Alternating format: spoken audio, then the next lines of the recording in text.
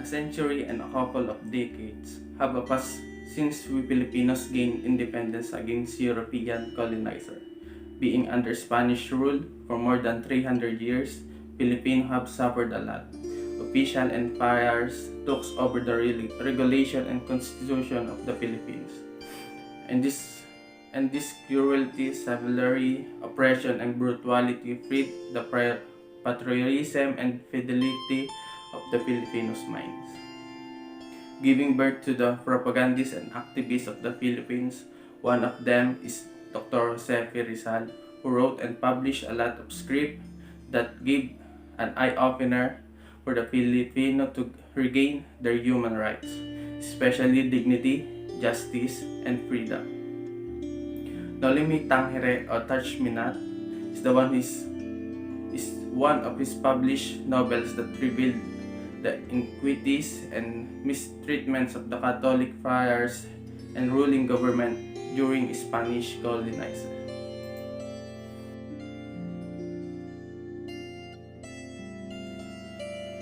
Noli Tangere is an 1887 novel by Dr. Jose Rizal, a medical doctor, a writer, and a nationalist.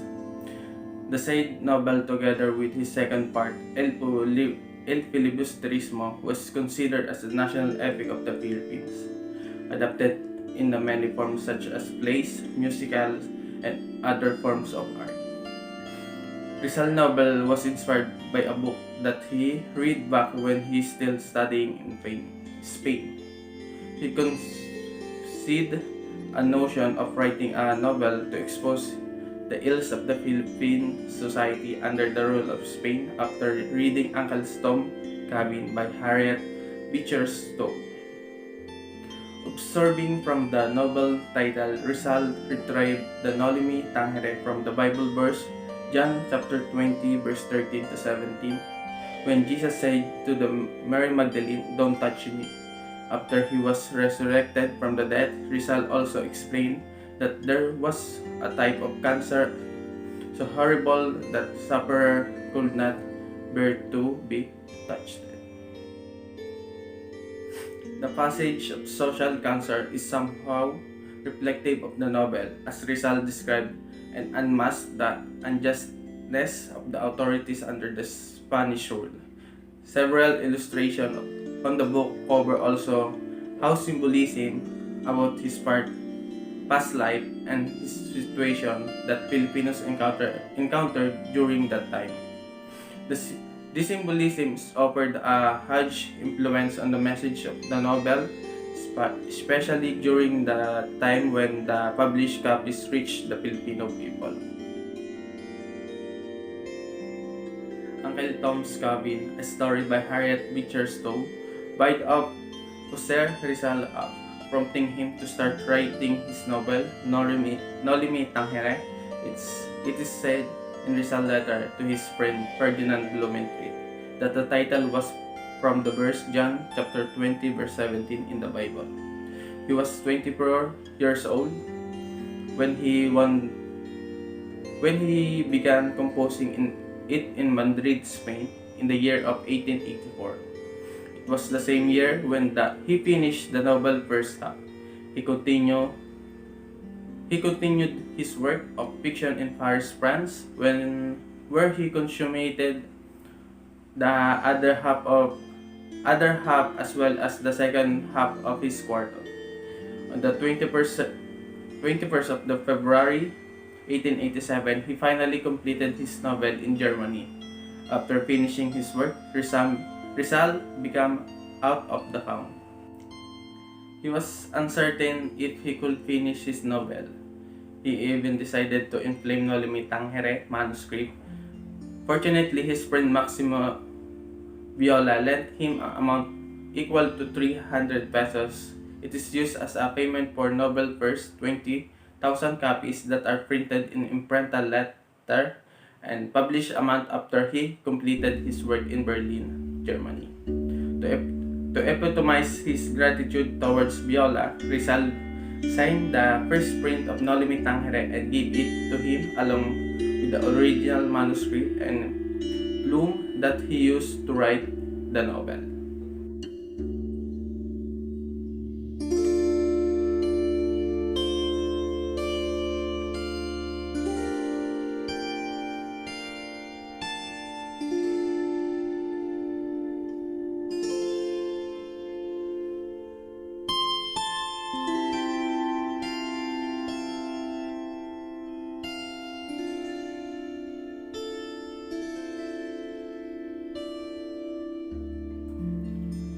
further discuss the Noli Tangere, here are some of the notable events that have happened in Nobel. After 7 years of studying in Europe, a reunion party was arranged for Crisostomo Ibarra to welcome him as he sailed back to the Philippines. Crisostomo soon learned from Lieutenant Guevara that his father, Don Rafael, recently died after being imprisoned for accidentally killing a tax collector and false accusation of the other crime. As a Crisostomo returned to his hometown, San Diego, Laguna, he reunited with his fiancée Maria Clara in Azotea approach overlooking the river. Later, he paid a visit to his father's grave in cemetery, where he learned from the grave digger that Don Rafael remains are ordered to be exhumed and transferred to a Chinese cemetery. However, it was raining the night that the grave digger dug up to the corpse. He threw the body into the river, defying the priest's order. After the schoolmaster's statement that Padre Damaso and new curate Padre Bernardo Salvi interfered with the teaching led Crisostomo to construct a new modern school in San Diego. On a picnic with Maria Clara along the shore of Laguna de Bay, Crisostomo went on a fishing boat and helped the pilot, Elias, hit a crocodile lurking on the Ibarra's fish pens. Later, on the day of the fiesta, Elias warned him of a plot to murder him that happened as Crisostomo was placing mortar at the cemetery for laying of the school cornerstone. At a dinner later, Padre Damaso threw insult to the new school and the Filipino in general, including Crisostomo and Don Rafael. The priest's words led and encouraged Crisostomo to attack him, but Maria Clara stopped him from killing Padre Damaso. However, her father broke off her engagement to Crisostomo and arranged her betrothal to Linares, a young Spanish man. After a time, Elias warned Crisostomo about a strike on civil guard barracks, and the people behind the plan used his name as the ringleader. This uprising followed through, and many of the rebels were captured, including Crisostomo. Meanwhile, Elias sneaked into the Ibarra mansions, sorted the documents and valuables, and burned the house. Then Maria Clara, Father Capitan Tiago, hosted a dinner at his riverside house in Manila to celebrate Maria Clara's engagement with Linares. Family, friends, and the friars were present in the dinner, focusing on discussions involving the events in San Diego and Crisostomo's fate. Later the evening, Crisostomo climbed up the azotea and confronted from Maria Clara. Upon talking, he forgave her. She promised her undying love and bid farewell to each other with a kiss. Crisostomo then escaped with Elias through a boat. The day after, the news reported that Crisostomo, the fugitive, had been killed by sentries in pursuit. The word reached Maria Clara, who demanded Padre Damaso revealed to be her real father to call of her wedding with Linares. A few nights later in the forest, a boy named Basilio pursued his mother Sisa, who became insane due to the beating of her husband, the loss of her other son named Crispin, an altar boy. The strain had already been too great for his mother, and she died. The boy embraced.